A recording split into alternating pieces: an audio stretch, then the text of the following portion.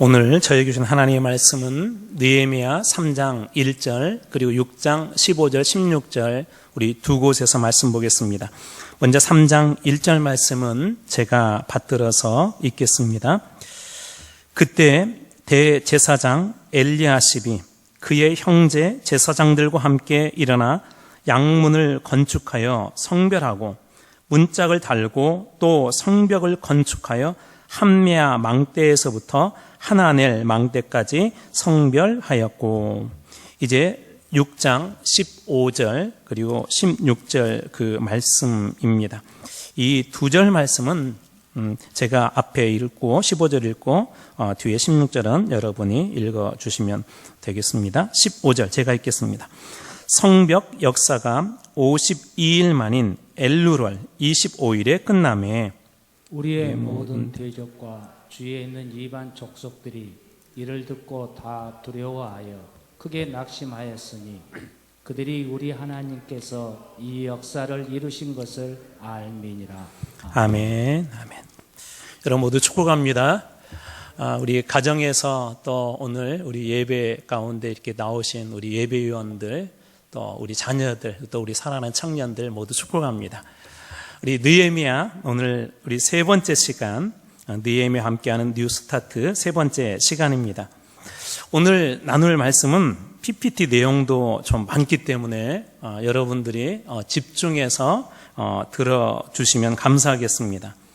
또 내용들이 오늘 중요한 느헤미야에서 가장 중요한 핵심적인 그런 내용들이 오늘 말씀에 있기 때문에 가능하면 주중에 한 두세 번 정도 이 말씀을 다시 한번 여러분들이 듣는다면 신앙생활에 아주 큰 도움이 되실 것입니다.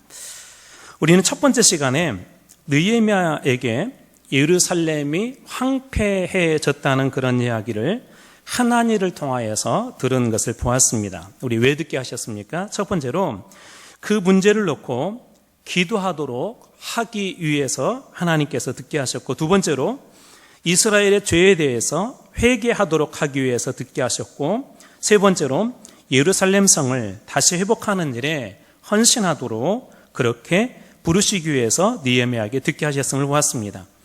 그리고 두 번째 시간에 이제 예루살렘으로 돌아온 느헤미야가 실제로 무너진 성벽과 불에 탄 성문을 보았는데요. 왜 보게 하셨을까요? 우리 지난 시간에 나눈 내용입니다. 첫 번째로 무너진 성벽의 실상을 보게 하신 것입니다. 그렇지만 더 중요한 것이 있는데, 그럼에도 그 속에, 무너진 성벽 속에 하나님의 그 비전, 무너진 곳에서 다시 일으켜 세워져가자 하는 하나님의 그 비전을 보게 하기 위해서 하나님께서 보게 하셨고요. 그리하여서 느헤미야로 하여금 다시 한번 분명한 확신을 가지고 성벽을 재건하는 일에 다시 헌신할 수 있도록 하기 위해서 하나님께서 느헤미야에게 듣게 하시고 보게 하신 것입니다. 성이 가지는 중요한 그 의미들이 있습니다. 세 가지 의미 정도로 살펴볼 수가 있는데요. 첫 번째로는 보호의 기능이고, 두 번째로는 경계선의 의미가 있고, 세 번째로는 대표성입니다. 보호란 적군으로부터 보호받는 역할을 말하고, 경계선이란 성벽과 성문을 통해 성 안의 사람과 성 밖의 사람들을 구분짓는, 그래서 신분, 지위를 구별하는 그런 경계선 역할을 이 선이 합니다. 그리고 세 번째로 성은 대표성을 갖는데, 성이 무너지게 되면 그 성 안에만 사람들이 사는 게 아니라 밖에도 사는데요. 성이 무너진다는 것은 그 주변이 다 무너진다는 것이고, 수도에 이 성이 무너지게 되면 나라가 무너지는 것과 같은 그런 대표성을 가진 의미가 바로 이 성에 있습니다. 그러나 예루살렘 성은 이보다도 더 큰 그 이상의 영적 의미들이 있습니다. 오늘은 그 의미들을 좀 살펴보려고 하는데요. 결국 그 의미들이 성벽을 다시 재건해야 될 아주 중요한 그 이유들입니다.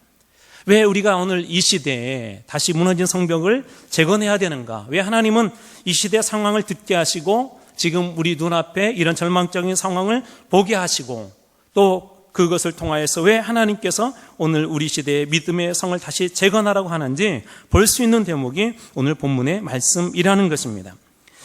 느헤미야의 격려로 성벽과 성문이 건축되기 시작하는 그 말씀이 3장에서부터 본격적으로 시작되어집니다. 그런데 이 성을 다시 재건을 하는데 어느 한쪽부터 차근차근 하는 것이 아니라 동시다발적으로 여러 곳에서 구간을 나누어서 이 성을 재건하기 시작합니다. 그런데 오늘 성경 말씀을 3장을 여러분 쭉 읽어가다 보면 어떻게 되었냐면 동시다발적이라는 의미도 이렇게 보이지만 어떤 의미에서 보면 시간적으로 이것을 먼저 하고 저것을 먼저 하고 그렇게 하는 것처럼 보입니다.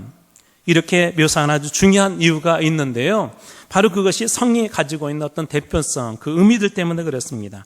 오늘 읽었던 3장 1절의 말씀을 우리 같이 한번 한 목소리로 같이 읽겠습니다. 시작. 그때 대제사장 엘리야십이 그의 형제 제사장들과 함께 일어나 양문을 건축하여 성별하고 문짝을 달고 또 성벽을 건축하여 함메아 망대에서부터 하나넬 망대까지 성별하였고. 자, 여기 성을 건축하는데요. 첫 번째 나온 사람들이 누구죠? 대제사장 엘리야십 그리고 그의 형제 제사장들. 그러니까 첫 번째 지금 등장하는 인물들은 제사장들이라는 것을 우리가 알 수 있습니다. 이 사람들이 건축한 게 뭐예요? 문으로는 양문이라는 게 있고 그 다음에 성벽은 먼저 망대를 보면 함메아 망대 그리고 하나넬 망대라는 곳이 있는데 이 두 곳을 건축하고 이 망대와 망대 사이의 성벽을 이 제사장들이 건축하는 일을 감당하게 됩니다. 좀 특이하죠? 제사장들이 원래 역할은 뭐예요? 제사장들의 역할은 하나님 앞에 제사 드리는 게 가장 중요한 일인데 이스라엘 성벽을 건축하는 그 일의 첫 번째 타자로 이들이 등장을 합니다. 이게 무슨 의미냐면 이 첫 번째 이들이 이 건축하는 이것에 영적 의미들이 있다는 거예요. 그리고 말씀을 여러분이 혹시 3장을 쭉 읽어보신 분들은 알겠지만 구간마다 건축하였고 그렇게 되어 있는데 1절만 대제사장과 제사장들이 건축한 것에 대해서만 하나님이 뭐라고 거기다가 더 붙였냐면 성별하였고 그렇게 성별, 거룩하게 구별했다는 것이죠. 성별이 가지는 의미가 있습니다. 성별이라는 말이 히브리어로 카도시, 우리가 그런 말인데 세 가지 보통 뜻이 있어요. 여러분들이 잘 아는 뜻이에요. 첫 번째로는 거룩하다. 두 번째로는 오늘 본문에 나와 있는 성별하다. 그리고 세 번째로는 봉헌하다라는 이 의미가 이 성별에 있습니다. 그러니까 함메아 망대, 하나넬 망대, 양문 그리고 그 사이 성벽을 이렇게 거룩하게 구별하여서 하나님께 드렸다는 의미가 이 첫 번째 1절에 등장하는 것입니다. 근데 이것이 가지는 중요한 그 의미가 있는데 이 성별이 거룩하게 구별하여 하나님께 드렸다라는 것이 성의 일부분이잖아요. 근데 제사장들이 이렇게 드림으로써 하나님, 저희들이 일부분을 드리지만 이 성은 하나님의 소유입니다. 이 성의 주인은 하나님이십니다. 라는 대표성의 의미가 저 성별 속에 들어있습니다. 마치 이런 가도가 비슷해요. 우리 집에 가면 요즘은 잘 안 보이지만 문패를 이렇게 딱 붙여놓잖아요. 문패는 그 집의 일부분이지만 아주 크게 작은 일부분이지만 그 문패에 쓰인 이름을 가진 사람이 그 집의 소유를 그리고 그 집의 모든 것들을 주관하는 것을 우리가 알 수 있지 않습니까? 마찬가지로 일부분을 성별했지만 하나님께서는 그 성 전체의 그 주인이 하나님이시라는 거예요. 그래서 이 대표성의 의미가 있는 것이 바로 이 성별입니다. 극히 작은 일부이지만 그것이 전체가 하나님의 소유라는 것이고 하나님의 소유라는 것은 이제 이 성은 하나님의 주권 아래 있다는 것입니다. 이것이 성별된 예루살렘 성입니다. 우리 신앙에는 이처럼 성별해서 드리는 것들이 우리 신앙 주변에도 오늘날에도 많이 있어요. 몇 가지만 꼽아보면 첫 번째 주일이에요. 주일은 우리 요즘은 일주일의 첫날 아닙니까? 첫날을 주님 앞에 드리는 거예요. 이것은 주님의 날이다라는 그런 의미가 있는데 이게 이 성벽과 비유해서 보면 어떤 의미가 있는 거예요? 오늘 하루만 주님 것이 아니라 대표성이에요.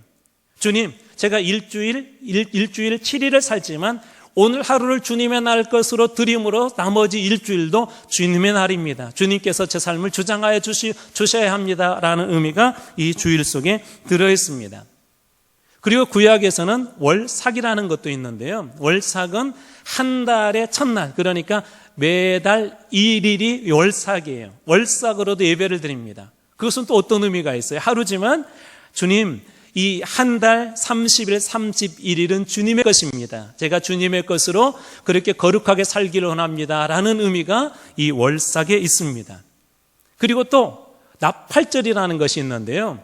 이것은 우리로 이야기하자면 신년이에요. 1월 1일. 그래서 이 나팔절은 또 어떤 의미가 있어요? 그날 첫날을 구별해서 하나님 앞에 드리지만 주님, 올해 1년은 주님의 것입니다. 주님께서 저와 함께 동행하여 주십시오 라고 하나님 앞에 성별해서 드림으로 한 그 1년이 주님의 것임을 고백하는 것이 바로 이 나팔절입니다. 이것은 우리의 물질에도 적용이 되어지는데요. 물질의 주권이 주님께 있습니다 라고 고백하는 것이 뭐냐면 바로 11조라는 것입니다. 11조. 말라기 3장 8절 말씀 우리 같이 한번 읽어볼까요? 말라기 3장 8절 같이 읽습니다. 시작. 사람이 어찌 하나님의 것을 도둑질하겠느냐? 그러나 너희는 나의 것을 도둑질하고도 말하기를 우리가 어떻게 주의 것을 도둑질하였나이까 하는도다. 이는 곧 11조와 봉헌물이라. 하나님께서 왜 내 것을 도둑질했냐고 묻자 사람들이 우리가 언제 하나님의 것을 도둑질했습니까? 라고 그렇게 말한다는 것입니다. 그때 하나님께서 11조와 봉헌물을 도적질했다 그렇게 이야기합니다. 11조는 우리 하나님께서 우리에게 주신 소득, 그 재산의 일부분이지만 그 일부분을 드림으로 나의 모든 그 재산권, 물질의 소유권이 누구에게 있다고 고백하는 거예요? 하나님께 있다는 그런 그 고백입니다. 일종의 물질의 문패와 같은 것이 바로 이 11조입니다. 저에게 주신 물질 다 하나님의 것입니다라는 고백이라는 것이죠. 여러분, 물질의 주권이 하나님께 있음을 고백한다는 것은 뭐예요? 다른 말로 하자면 나에게 준 모든 재산의 소유도 그리고 그것을 운행하시고 운영하시고 경영하시는 주관자도 누구시라는 거예요? 하나님이시라는 거예요. 여러분, 이런 사람들이 세상에 나가서 경영을 하면 함부로 할 수 있겠습니까? 남의 것을 사기치고 또 남의 돈을 뜯어서 자기의 부를 누릴 수 있겠습니까? 물질의 주권이 하나님께 있음을 고백하는 사람들은 절대 그렇게 할 수가 없습니다. 그리고 순간순간마다 그 사업조차도 어떻게 해요? 성별화해서 거룩하게 해서 하나님 앞에 드립니다. 그것은 자녀들도 마찬가지입니다. 구약시대 때 장자는 하나님의 것이었어요. 이것은 무슨 얘기예요? 장자만 그렇다는 것이 아니라 모든 자녀들은 하나님의 것임을 고별하는 것이 바로 이 고백하는 것이 성별입니다. 그러면 이것은 또 다른 의미로 하면 하나님께서 드려라, 이것은 내 것이다, 이 모든 것은 내가 주관한다, 그렇게 하나님께 말씀하셨을 때는 이건 다른 말로 하면 또 어떤 의미가 있습니까? 그 모든 걸 하나님이 책임져 준다는 거예요. 일주일에 하루를 내가 드리면 나머지도 내가 책임져 줄게. 왜? 하나님의 소유의 기간이니까, 시간이니까.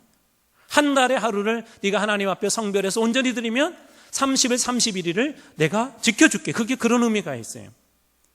여러분, 시편 기자가 이 동일한 고백을 하는데요. 오늘 본문의 말씀에서 보여주는 이 보호하심의 중요한 단어가 1절에서 보았는데 망대라는 거예요. 망대. 그래서 시편 61편 3절 말씀 쉬운 성경으로 같이 한번 읽어보겠습니다. 같이 읽습니다. 시작.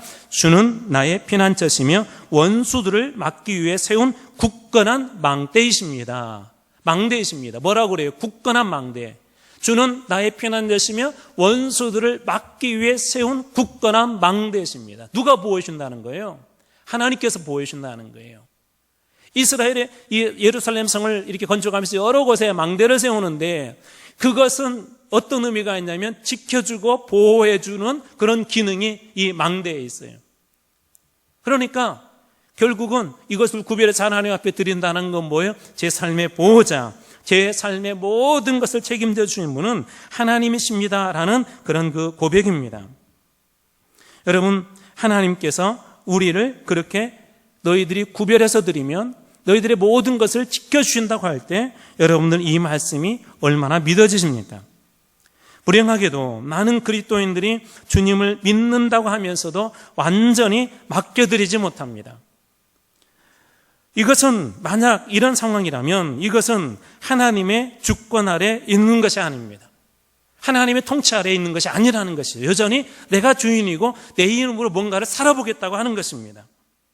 쉽게 말하면 믿어지지 않기 때문에, 하나님에 대한 온전한 믿음과 신뢰가 없기 때문에 그러는 것입니다. 예전에 수련회 이렇게 가면은 했던 프로그램 중에 하나가 이렇게 생각이 나는데요. 한 뒤에 친구가 이렇게 서 있고 뒤로 이렇게 넘어지는 거예요. 뒤에 아무 보이지도 않은데, 그때 가장 중요한 게 뭐죠? 그 친구를 믿을 만한 사람들은 조금 뭐 걱정은 되지만 이렇게 넘어지는 게 그렇게 두렵지가 않아요. 그런데 믿지 못할 친구라면 어떤 생각이 들겠습니까? 두렵지 않겠습니까? 여러분, 신앙도 이와 비슷합니다. 우리가 하나님의 소유라는 거, 우리 교회도, 우리 자식도, 그리고 나의 시간도, 내가 경영하는 이 경영지도 하나님의 것이라고 우리가 믿고 맡겨드리면 어떤 게 있어요? 넘어지더라도 누가 붙잡아 준다는 믿음이 있겠어요? 하나님께서 붙잡아 준다는 그런 믿음이 있지 않겠습니까? 하나님에 대한 분명한 믿음, 하나님께서 이 모든 것의 소유권을 가지고 계신다는 것을 믿는다면 이런 일들이 일어날 수밖에 없습니다. 마치 하나님의 은혜로라는 그런 찬송의 가사처럼, 내가 믿고 또 의지함은 내 모든 형편 잘하시는 주님 늘 돌보아 주실 것을 나는 확실히 아네. 나는 확실히 아네. 내 모든 형편 잘하시기 때문에 내가 넘어질 때도 붙잡아 주실 것, 설령 내가 넘어졌어도 이렇게 세워주실 것, 나는 확실히 한대요. 누가 그래요? 하나님께 자기의 모든 소유권을 맡겨드리는 사람이 그렇다는 거예요.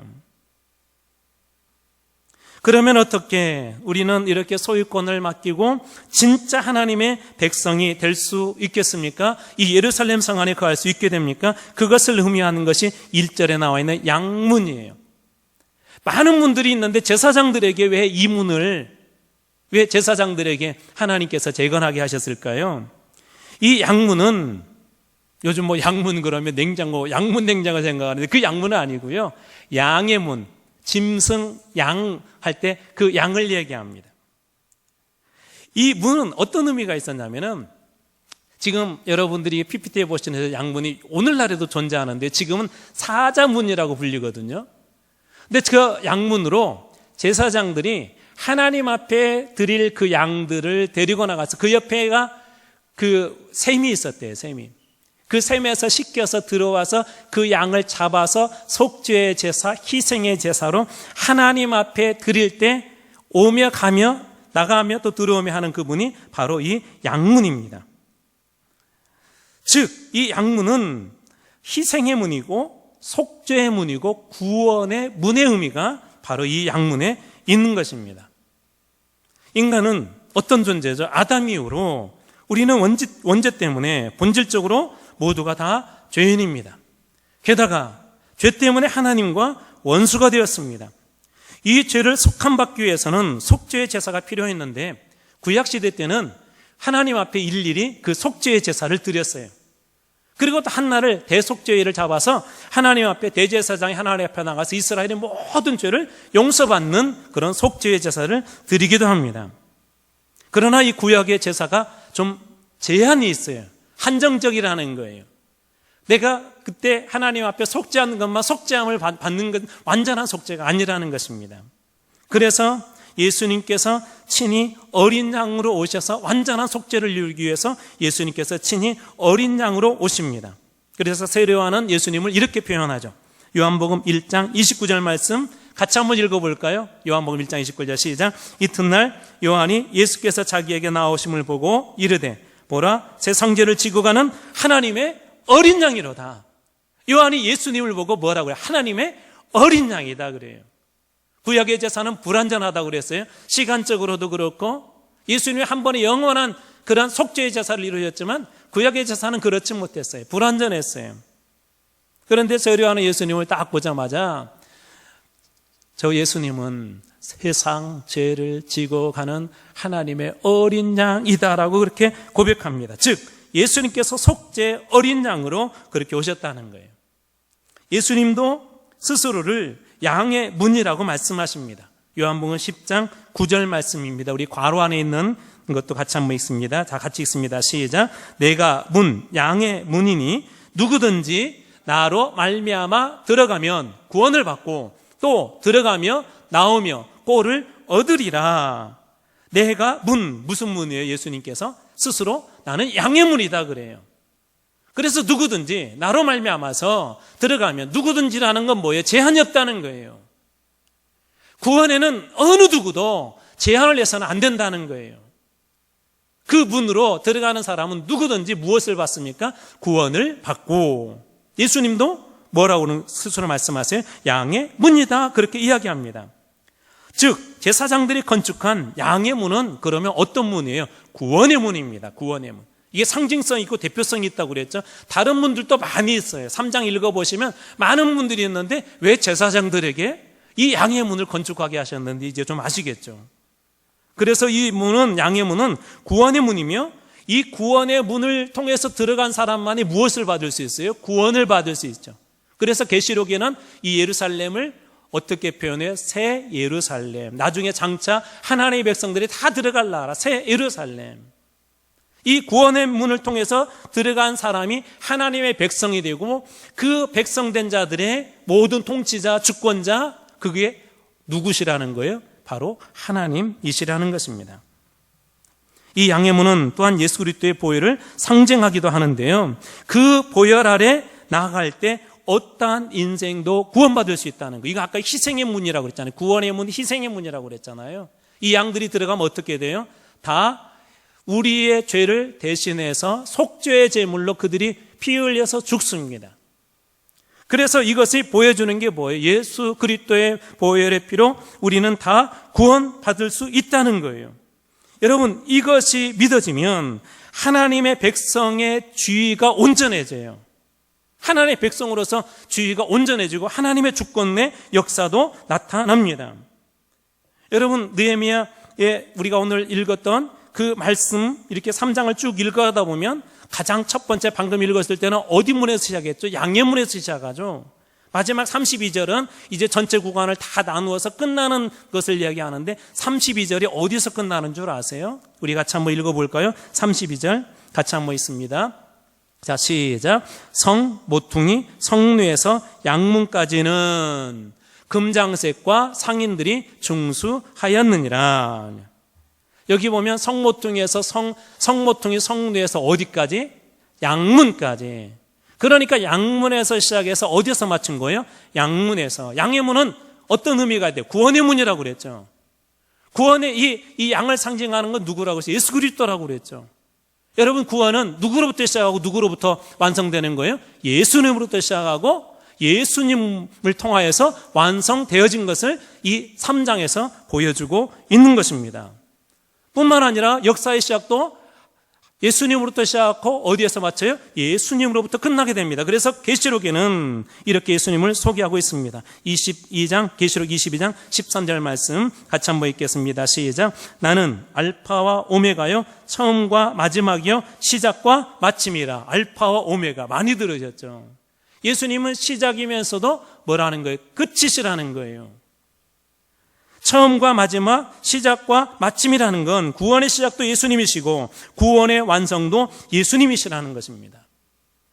여러분들이 그리스도인들이 살 때 평생을 가도 변치 말아야 될 믿음 하나가 있는데, 이것은 뭐냐면 절대 다른 곳에 구원이 있지 않고 오직 구원은 예수님께만 있다는 이 고백입니다. 여러분, 이것을 놓쳐버리게 되면 그게 이단이에요. 아무리 예수님의 이름으로 기도하고 아무리 하나님 앞에 나와서 열심을 내어도 구원이 다른 곳에 있다고 이야기하는 순간 이단입니다.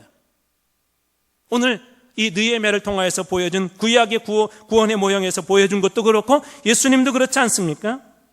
오직 예수님을 통하여서만이 구원이 시작되고 구원이 완성된다는 거예요.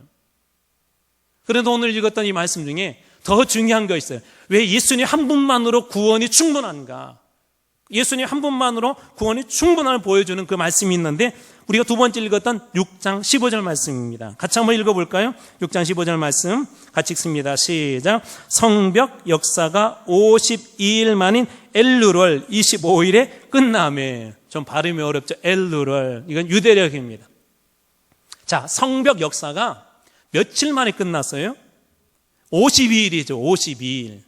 이 숫자가 중요해요. 제가 노란색으로 표시해 놓은 이유는 이 숫자 때문에 그래요. 유대인들에게 이런 학문이 있어요. 수비학.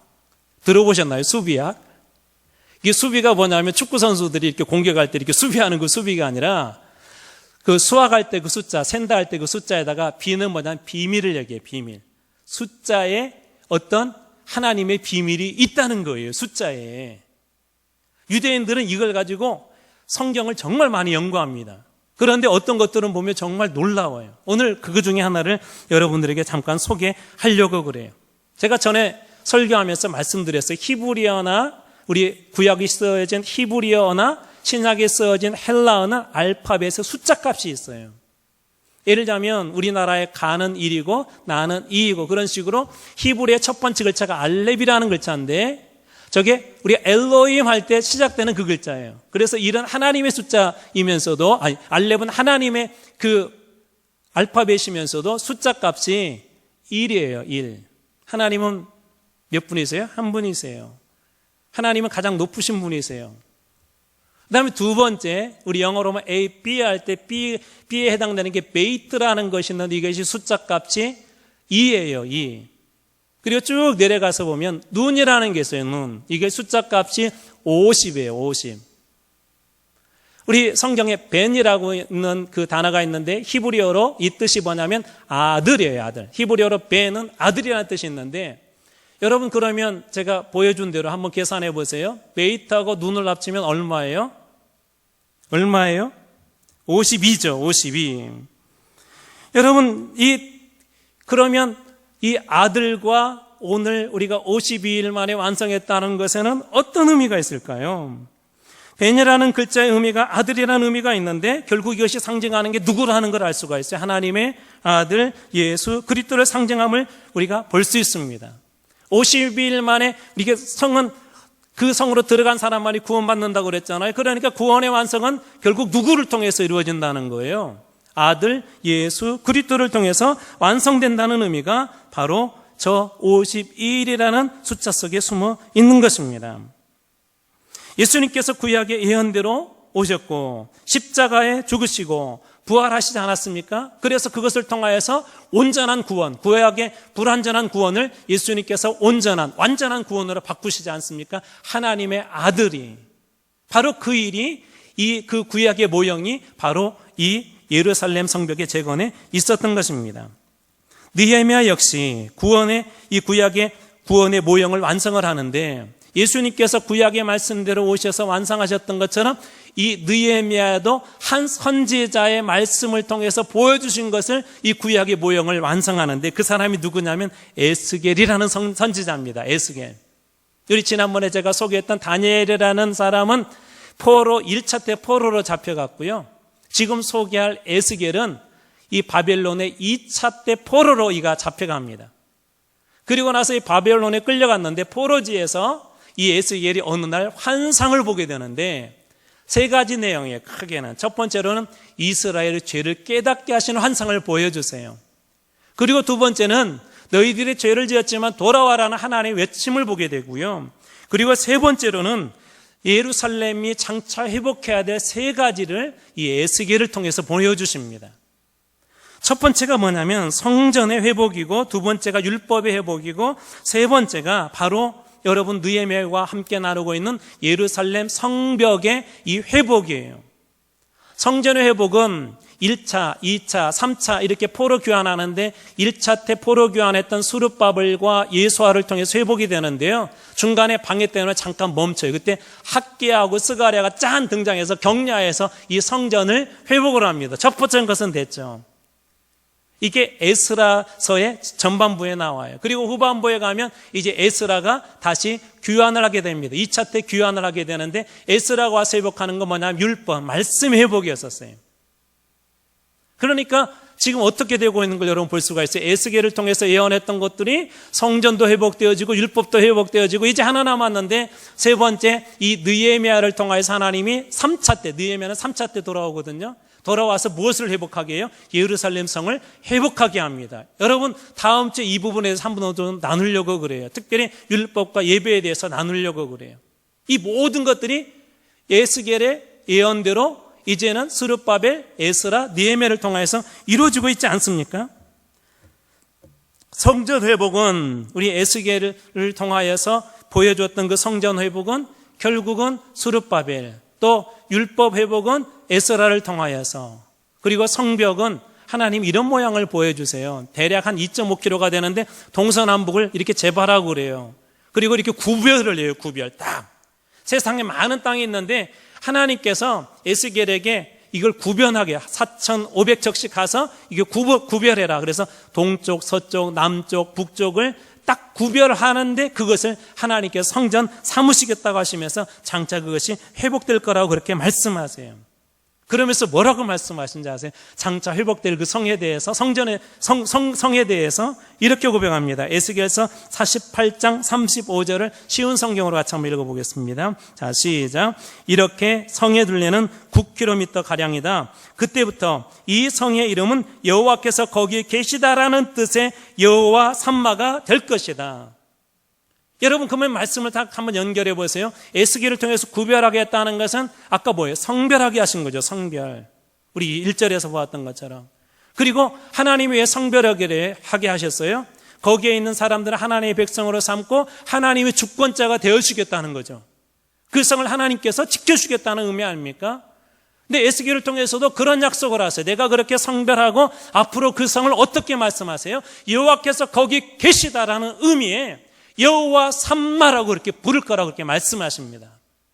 저는 여러분 가정이, 여러분의 일터가, 여러분이 쓰임받는 것이 여호와 삼마가 되기를 축복합니다. 하나님 그렇게 성별해서 이렇게 부르게 하시고 그것에 함께 계시겠다는 거예요. 여러분, 요즘 우리의 삶은 어떤 것 같습니까? 우리 하나님의 주권 아래 여러분 모두가 다 있는 것 같습니까? 하나님의 백성으로서 주의를 다 여러분 지키고 있는 것 같습니까? 여러분, 이런 사람들은 하나님의 주권 아래 있다는 것을 분명히 믿고 그 주권 아래 순종하는 사람들, 그리고 나는 하나님의 백성이라는 분명한 믿음이 있는 사람들은 하나님의 말씀과 능력을 과소평가하지 않습니다. 말씀이 그렇다면 그 말씀을 그대로 믿습니다. 너희들이 기도할 때 하늘의 능력, 성령이 임한다고는 그 말씀을 믿고 기도의 자리에 나가서 성령의 능력을 받습니다. 너희들이 무엇이든지 구하면 하나님께 주시겠다. 하나님의 주권 아래 있는 사람, 하나님의 백성된 그 지위를 지키는 사람들은요, 자기가 다 잃어버렸을 때 기도의 자리에 가서 그것을 하나님께 주신 그 축복을 누리는 그런 사람들이 됩니다. 그래서 이런 사람들은 하나님의 주권을 무시하지도 않고 하나님의 약속을 무시하지도 않습니다. 그 사람이 누구예요? 바로 느헤미야예요. 여러분, 느헤미야가 들은 얘기는 절망적이었었죠. 가서 실제적으로 봤을 때도 뭐예요? 절망적이었었죠. 근데 느헤미야는 그 속에서 무엇을 봐요? 하나님의 주권, 하나님이 이 모든 걸 계획하고 계시다는 거. 지금 눈에는 다 황폐하지만 이 황폐한 속에 감추어진 거룩한 성 예루살렘을 회복하시고자 하는 하나님의 꿈과 비전을 이 느헤미야가 믿었던 거예요. 저는 여러분들에게 그런 영적 해안이 열리기를 축복합니다. 여러분, 눈앞에 보이는 현상은, 보는 것은 세상 사람들도 그렇게 봐요. 우리 대한민국을 그렇게 볼 수도 있고 우리 대한민국 교회들을 그렇게 볼 수도 있지만 믿음의 사람들, 하나님의 주권 아래 있는 사람은 그 속에 감춰진 하나님의 놀라운 계획과 다시 일으켜 세울 예루살렘의 거룩한 비전을 본다는 것입니다. 저는 여러분들이 다 그런 분들이 느헤미야 같은 분들이 되기를 축복합니다. 오늘 이 시대에 우리 느헤미야 같은 사람들이 많이 일어나야 합니다. 여러분, 직장에서도 마찬가지고 학교에서도 마찬가지고 우리 교회 안에도 마찬가지고 우리 국가 안에도 마찬가지입니다. 여러분, 그러면 이 절망이 아무리 강한 철문처럼 1m짜리 철문으로 막고 있다 할지라도 하나님의 주권이 그곳에 계시면, 하나님의 통치가 그 자리에 계시면 그 어떠한 굳건한 철문도 우리를 방해하고 문제가 되게 하는 그 철문도 부서지고 깨어지고 그 열리게 될 줄로 믿으시기 바랍니다. 하나님 그렇게 하시겠다는 거예요. 여러분, 예수님에 대해서도 그때 당시에 많은 사람들이 어떻게 생각했습니까? 다 끝났다 그렇게 얘기했어요. 십자가 앞에서 예수님을 조롱했고 비방을 했습니다. 세상 사람들은 그 제자들을 보고 미련하다고 여겼습니다. 여러분, 십자가가 무슨 능력이 있어요? 여러분, 양의 문이 무슨 능력이 있어요? 아무것도 아닌 것 같은데, 그런데 이 십자가로부터 흘러내린 예수 그리스도의 보혈의 피는 우리 인류를 다 구원하고도 남을 만한 충분한 가치와 능력이 있습니다. 우리는 어느 누구도 우리가 아무리 제가 기도를 잘하고 제가 성인에 대해서 누군가를 구원한다고 할지라도 제가 온전하게 그렇게 된 사람처럼 보여도 그렇게 할 수 없습니다. 인간은 저뿐만 아니라 누구나 다 마찬가지예요. 그러나 예수 그리스도의 십자가의 보혈의 능력은 모든 사람들을 구원할 만한 충분한 능력이 있다는 것입니다. 그래서 사도 바울은 고린도전서 1장 18절에 이렇게 선포하고 고백합니다. 우리가 같이 한번 읽어보겠습니다. 고린도전서 1장 18절 시작. 십자가의 도가 멸망하는 자들에게는 미련한 것이요 구원을 받은 우리에게는 하나님의 능력이라. 아멘. 여러분, 양의 문은 하나님의 능력인 걸 믿으시기 바랍니다.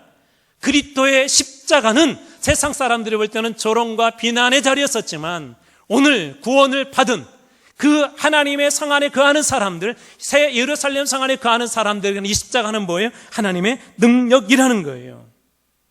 예수님이 그 십자가를 보여준 그 신앙이 무엇입니까? 내가 죽고 예수님이 주인 되는 삶, 나는 죽고 예수님께서 사시는 그런 삶, 이것이 십자가 아닙니까? 그렇다면 누가 이런 삶을 삽니까? 바로 양의 문을 통과하는 사람들입니다. 오늘 여기 계신 분들도, 우리 가정에서 예배드린 모든 분들도 여러분 다 구원받은 하나님의 백성인 줄로 믿습니다. 그런데 여러분 종종 그런 생각 들지 않으세요? 아유, 어느 때는 구원받은 것 같은데 어느 때 나 자신을 보면 한심해요. 한심해. 야, 네가 목사냐? 목사해놓고 왜 그렇게 하냐? 그럴 때가 있잖아요. 세례받은 지 오래되고 모태신앙이라고 했는데 어느 순간 나 자신을 보니까 말씀으로부터 어긋나 있고 하나님 보기에도 부끄럽고 세상 사람들 보기에도 부끄럽고 그런 적 있지 않습니까? 이제 여러분들에게 부끄러운 이야기 하나 하고 말씀을 좀 마치려고 합니다. 여러분들이 아는 어느 분의 이야기인데 여러분 잘 들어보시면 아실 것입니다. 이분이 어느 교회에 담임 목사의 지원을 해서 이렇게 최종에 이렇게 들었는데 마지막 결과를 기다리고 있는데 그때 하나님께서 아내를 통해서 한 가지 깨닫게 하신 게 있었어요. 11조에 대한 것이었습니다. 11조.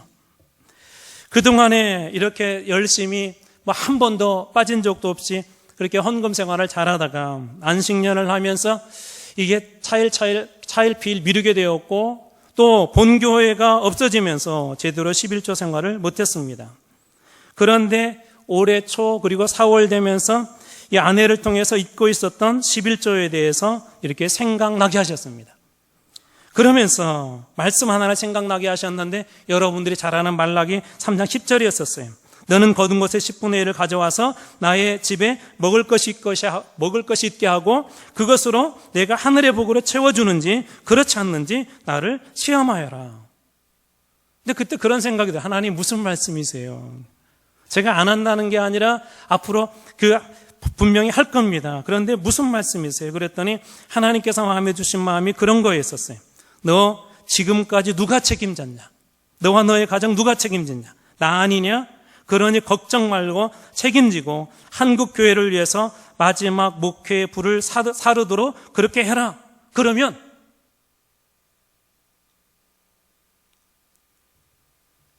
하나님께서 새로운 길도 열어주시고 힘들고 어려운 상황이지만 말씀대로 어떻게 되어지는지 보여주시겠다는 것입니다.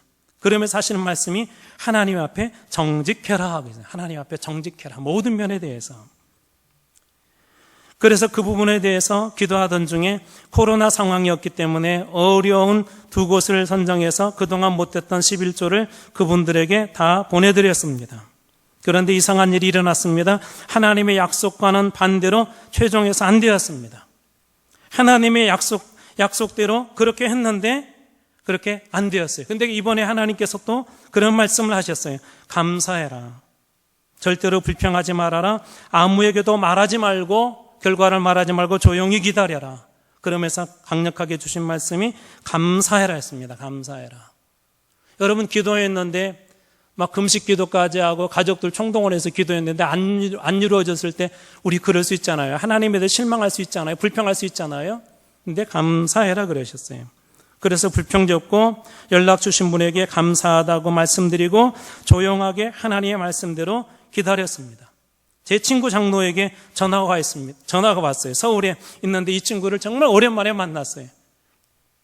근데 이 친구가 전화를 이렇게 주었는데 어떻게 되었냐 물어보는데 이렇게 대답했습니다. 아직도 진행 중이야. 엄밀하게 말하면 거짓말 같지만 저는 거짓말을 생각하지 않습니다. 왜냐하면 하나님께서 진행 중이야. 기다려라 그랬기 때문에. 그때 하나님께서 깨닫게 하신 한 부분이 이것이었습니다. 11조에 대한 것도 감사하게 하신 것도 그리고 조용히 기다리게 하신 것도 작지만 하나님께서 원하시는 것들, 하나님께서 그 삶 속의 주권을 행사하기를 원하신다는 것을 그때 깨달았습니다. 여러분 어떻게 되었을까요? 이상한 일이 정말 일어나고 말았습니다. 안 되었는데 되었습니다. 그때 제가 깨달은 것이 있습니다. 하나님께 작은 것까지도 주권적으로 우리가 맡겨드리면 그 모든 일들을 하나님께서 주권적으로 역사하신다는 것입니다.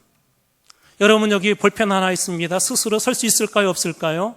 절대 스스로 설 수 없습니다. 그런데 제가 힘없지만 이 손으로 붙잡아주면 이 볼펜은 쓰러지지 않습니다. 애지간한 바람이 와도 이건 넘어지지 않습니다.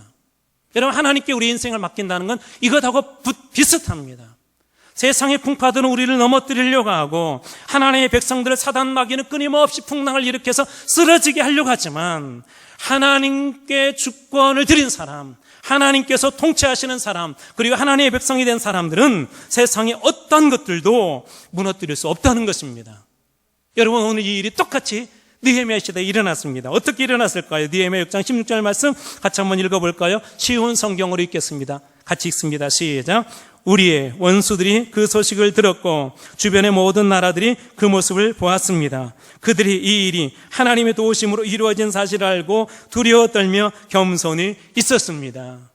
여러분 이전까지는 이 원수들이 계속 조롱하고 막 비난하고 두렵게 하고 막 죽이려고 하고 그렇게 했는데 이들이 그것을 이제 무엇을 본 거예요? 야, 느헤미야와 그 백성들이 진짜 하나님이 살아계시네. 저들을 건들다가는 우리가 하나님 앞에 오히려 큰일 나겠다. 그것을 이제 깨닫고 이제 어떻게 했다는 거, 더 이상 공격하지 않고 잠잠히 그렇게 있었다는 것입니다. 그리고 결국 어떤 일이 일어났습니까? 느헤미야 7장 73절 말씀, 이제 말씀 마무리하겠습니다. 같이 한번 읽습니다. 시작. 이와 같이 제사장들과 레위 사람들과 문지기들과 노래하는 자들과 백성 몇 명과 느디딤 사람들과 온 이스라엘 자손이 다 자기들의 성읍에 거주하였느니라. 이제 어디에 거주해요? 온 이스라엘 자손이 하나님께서 그들을 통하여 만들게 하신 그 성읍에 이제 어떻게 돼요? 거주하였느니라. 하나님의 약속이 이루어지고 이제 그들 하나님의 백성이 되고 이들은 하나님의 주권 아래 놓이게 되었다는 것입니다. 성별되어지고 보호받고 하나님의 주의가 회복되는 것입니다. 이제 말씀 정리합니다. 여러분 왜 하나님께서 우리로 하여금 이 시대를 향하여서 그렇게 무너진 성벽을 재건하라고 하십니까? 첫 번째로는 하나님의 주권을 회복하시라고 하십니다. 주권. 우리가 다시 한번 회복해야 될 것이 뭐냐면 하나님의 주권이에요. 여러분의 삶 속에 하나님의 주권이 강력하게 여러분들의 삶을 지도하고 인도하고 있는가? 두 번째, 하나님의 백성으로서의 주의입니다. 하나님의 구원받은 거룩한 상에 거하는 사람으로서 나는 그 주위에 누가 와서 건드려도 흔들리지 않은가? 구원에 흔들리지 않은 구원의 자리에 백성의 주위에 있는가? 하나님께서 느헤미야를 통하여서 성을 재건하게 하신 이유는 이 두 가지를 회복시키기 위해서 그렇습니다. 자, 이제 말씀을 적용해 봅시다. 첫 번째, 하나님의 주권 아래 살기 위해서 내가 순종해야 될 것은 무엇입니까? 여러분 각자가 한번 결단해 보시기 바랍니다.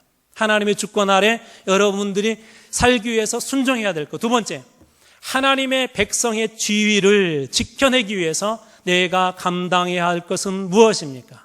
오늘 이 두 가지 질문을 여러분들에게 숙제로 남깁니다. 기도하겠습니다.